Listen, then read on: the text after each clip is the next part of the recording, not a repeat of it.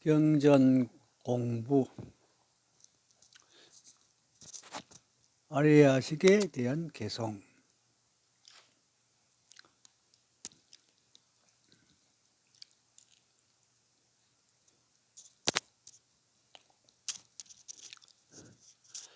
삼경과 분별, 운의식의 몇 가지 경계를 경계하고 삼강과 삼량은 어떻게 분별하는가.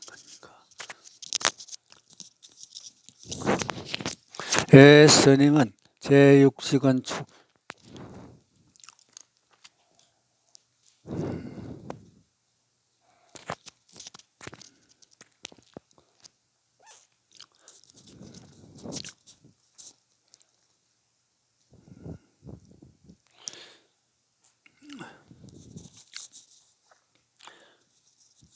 스님은 의식은 추론하여 계하려 하는 필양이 있다. 의식은 과거와 현재와 미래의 법과 성과 무기의 법과 육계와 색계와 무색계의 법 및 온갖 법 등을 번영한다. 법이 그러하여 존재하는 모든 것은 제6의식이 반연한다. 고 하였다. 여기에 두 가지가 있더니 하나는 명료의식이요 또 하나는 독두의식이다.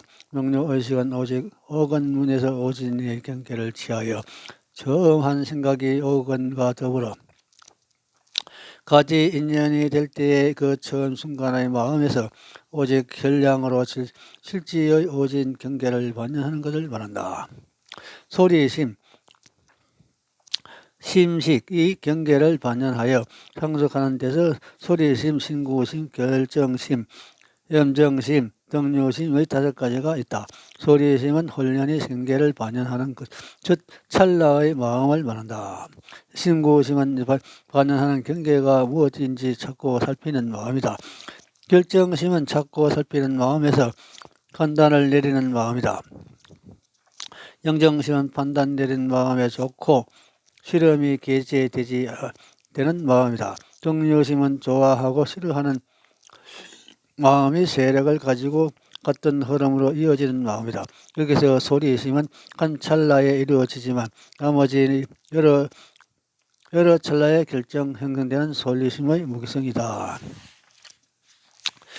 만약 이 순간을 지나뒤 생각으로 이어지면 추론해 아는 바 비량과 잘못 아는 비량에 다 통한다. 길고 짧다는 인정의 임시로 나타나는 색을 반영하여 아는 것은 비량이고 혹 오진의 경계 위에서 집착을 일으킬 때는 비량이 다 곧 명료의식의 앞과 뒤로 이어지면 현량과 비량과 비량에 대해 다 통하는 것이다. 성경, 대질경과 도경경에서 오진의 실법은 반영할 때에는 성경이나 만약 뒷생각이 일어나고 길고 짧다는 등의 임시로 나타나는 색을 알아차리는 마음이 인연 지을 때에는 곧 진독 역경과 4대 질경이다.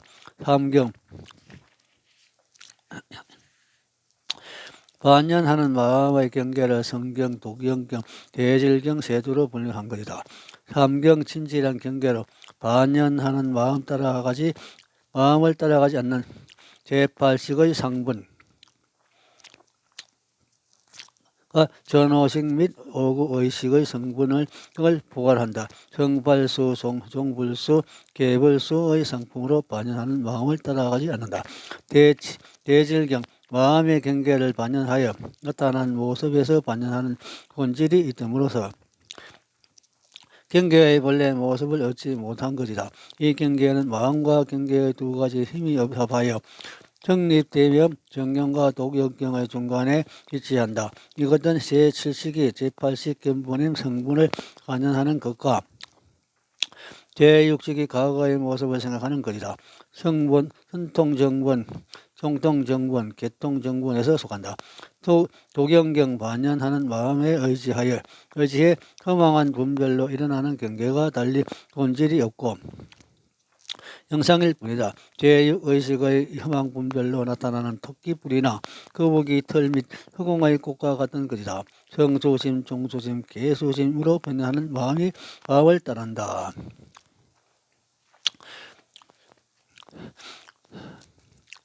또 하나의 독두의식은 세 종류가 있다. 첫째는 꿈속에서 일어난 독두의식으로 또한 18개의 법을 반영하나 오직 도역경일 뿐 진실이 아니라 꿈속에서 일어난 경계는 오직 법처에서 거두어지며 또한 본질이 없다. 둘째는 잠에서 깨어난 독두의식으로 일체 법을 반영하나 하네. 유루와 무루, 유유와 무이, 세간과 출세간, 허공의 꽃과 토끼뿔 등 삼재의 일체법 모든 것을 다 반영할 수 있는 것이다. 잠에서 깨어난 독두의식이 한 생각의 18개를 반영할 때에 몇 개의 성분과 본질 및 근본이 있는 것입니까? 본질과 성분에 각각 18개가 있고 근본 오직 하나다. 어떻게 18개의 성분이 있습니까? 성분은 18개의 본질에서 일어나므로 그 18개의 성분이 있더나 마치 한 면의 거울 속에 많은 사람의 그림자를 보는 것과 같다.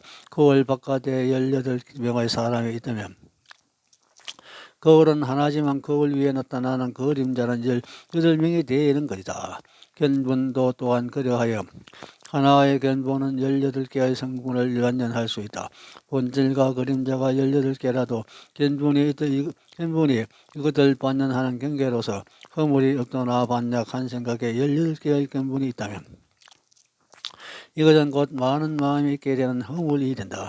셋째는 선정 가운데서 일어난 독두의식으로 18개와 온갖 법 및 과거와 미래의 경계와 진여 등을 반영하니 이는 가짜이든 진짜이든 간에 모든 것을 반영할 수 있기 때문이다. 현량과 비량을 분별함에 있어서 명로의식이 전념과 후념으로 삼량에 통한다면 꿈속에서 일어나는 독두의식은 오직 비량일 뿐이니 이는 경계에 칭합하지 못하기 때문이다. 잠에서 깨어난 독두의식은 삼량에 통한다. 만약 실체가 있는 법을 반영할 때 5가지 경계 등을 반영하는 것은 현량에 통하기 때문이다. 만약 5경계나 70개 등의 경계를 반영한다면 비량이며 허공의 꽃이나 과거와 미래의 경계를 반영한다면 비량과 비량에 통하는 것이다.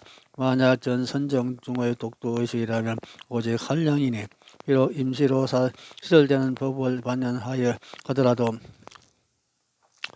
허망하게 집착하지 않고 헤아려 분별하지 않기 때문에 오직 한량인 것이다. 또 독두의식은 독자적으로 일어나 흩어지는 의식으로 영상을 반영한다. 영상이라고 보현되는 모든 것에 극미가 있더니 비도의 색으로 나타나는 극형과 색을 쪼개어 마지막으로 남는 지극히 미세한 색으로서의 극약도 모두 임시로 시설되는 그림자 같은 색이다. 단지 마음을 가나는 곳에서 드러난 색을 쪼개다가 색이 드러나 경계의 끝에 도달하며 임시로 극미라는 개념을 세운 것이다. 오직 마음의 영상을 볼 뿐이니 조금도 실체가 없다. 신계의 육직의 의건을 한 것이다. 미호흡과 깨달음은 마음이다. 경계에 따라서 각각의 육식의 명칭을 세운 오색근이 차지하지 못한 지위에서 사라진 것인데 자제한 지위에서 어떻게 분별해야 합니까? 만약 자제의 가운데라면 상호간의 기능을 발휘하는 모든 근의 허용이니 이는 법화경에서 비건이 색을 보거나 마음의 등을 관할 수 있다고 밝힌 것과 같다. 유식론에서 이것들 만약 자제 위에서 상호간의 모든 근이 허용한다면 하나의 근이 식을 발휘할 때에 일체의 경계를 발견하니 모든 경계가 다만 하나의 근을 따를 수 있더나 서로 넘쳐 잘못된 일은 없다고 하였다. 불지경에서 사제 위에서 성소 직작지로 유정 차별하는 마음을 결tek하여 신구의 삼업을 일으켜 중생을 교화하고 중생의 의문점에 대한 적절한 답변을 하니 만약 일체 인연을 두루 하지 않는다면 이런 공능이 없기 때문이다고 했다. 이것을 풀이하여 보자. 신구의 삼업을 일으켜 중생을 교화하는 것에 10종류가 있더니 불지경에는 다음과 같이 말했다. 몸으로 교화하는 것은 3가지가 있더니 첫째는 신통력을 나타내서 교화하고 둘째는 중생의 구제를 원력을 몸을 받아 나타나서 교화하며 셋째는 업에 대한 가보를 나타내서 교화하는 것이다. 말로 중생을 교화하는 것에 또한 3가지가 있으니 첫째는 축하하고 의론으로 하는 말로 교화하고 둘째는 방편으로 하는 말로 교화하며 셋째는 지혜로서 항으로 이치를 정확히 가려준 말로 교화하는 것이다. 뜻으로 중생을 교화하는 것에 4가지가 있더니 첫째는 옳고 그름을 결택하는 뜻으로 교화하고 둘째는 중생을 교화하기 위해 상황을 만들어 나가려는 뜻으로 교화하며 셋째는 구도심을 일으키기 위한 뜻으로 교화하고 넷째는 상대방 질문의 뜻을 받아들여 해결하여 주며 교화하는 것이다. 상대방 질문의 뜻을 받아들여 해결하여 주며 교화하는 것 가운데의 4개는 무엇인가? 첫째는 묻는 자의 질문에 반하지 않는 결정적인 답변으로 의문을 해결하여 주는 일항기이고 둘째는 묻는 자의 질문에 상대에서 경우를 따져 분별하는 답변으로 허문의 의문을 풀어주는 분별기이며 셋째는 묻는 자의 질문에 대하여 질문의 의도를 되물어서 질문의 자제를 반증하도록 하여 의문을 풀어주는 반문기이고 넷째는 묻는 자의 질문에 대해 답변 이후에 의론을 조정할까 염려하여 침묵을 지키는 묵지가 있다.